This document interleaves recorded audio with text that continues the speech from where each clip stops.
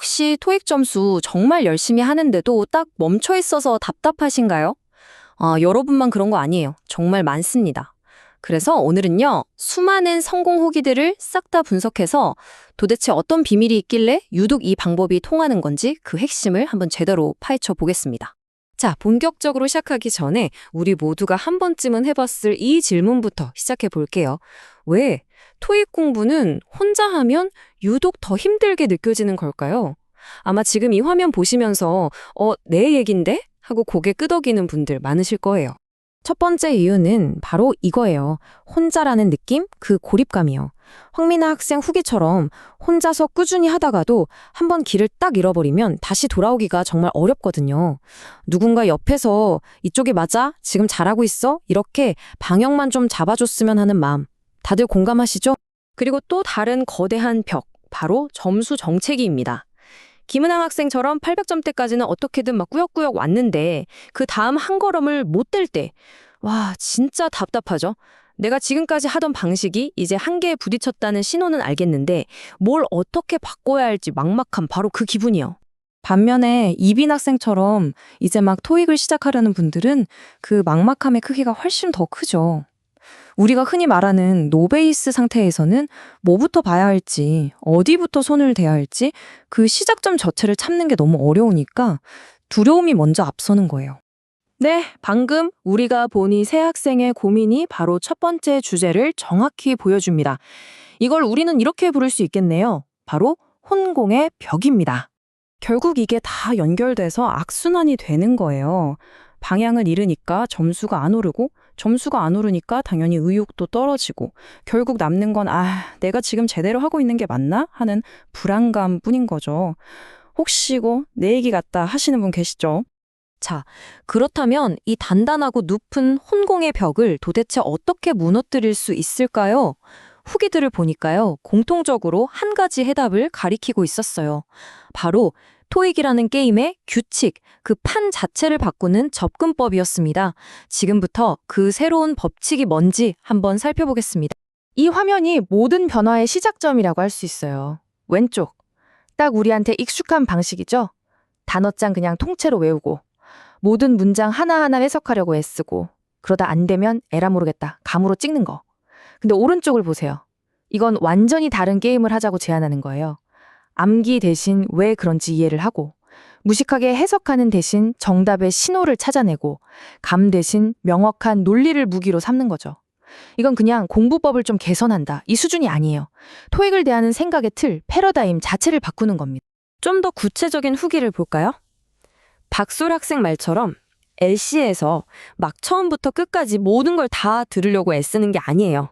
그게 아니라 정답의 단서가 되는 그 키워드만 딱 낚아채는 훈련을 하는 거죠. 불필요한 에너지 낭비를 확 줄여주는 거예요. RC 파트도 마찬가지입니다. 그냥 자, 답은 B입니다 하고 넘어가는 게 아니라 왜 B가 답일 수밖에 없는지 그 논리적인 과정을 아주 집요하게 파고드는 거죠.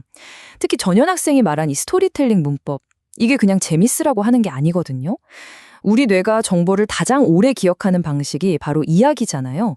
그 원리를 이용해서 지식을 머리가 아니라 몸에 새겨주는 겁니다. 그런데 아무리 전략이 좋아도 이걸 실행할 무기가 없으면 다 소용없겠죠.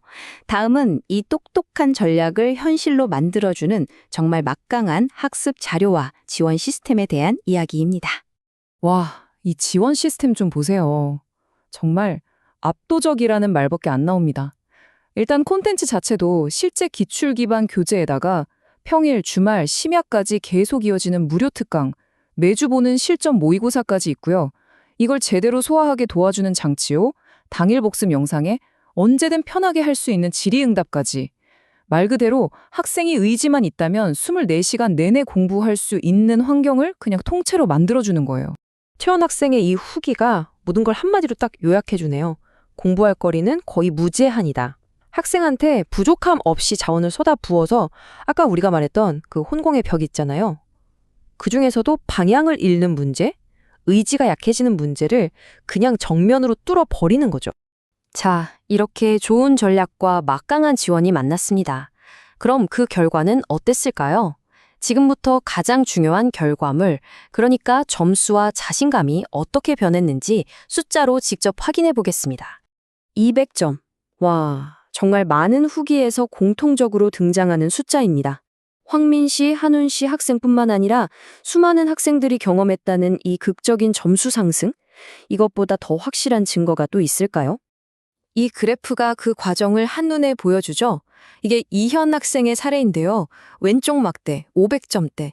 마치 흩어진 퍼즐 조각처럼 막막했던 시작점에서 오른쪽 막대, 750점이라는 뚜렷한 목표를 향한 나침반을 갖게 된 거죠.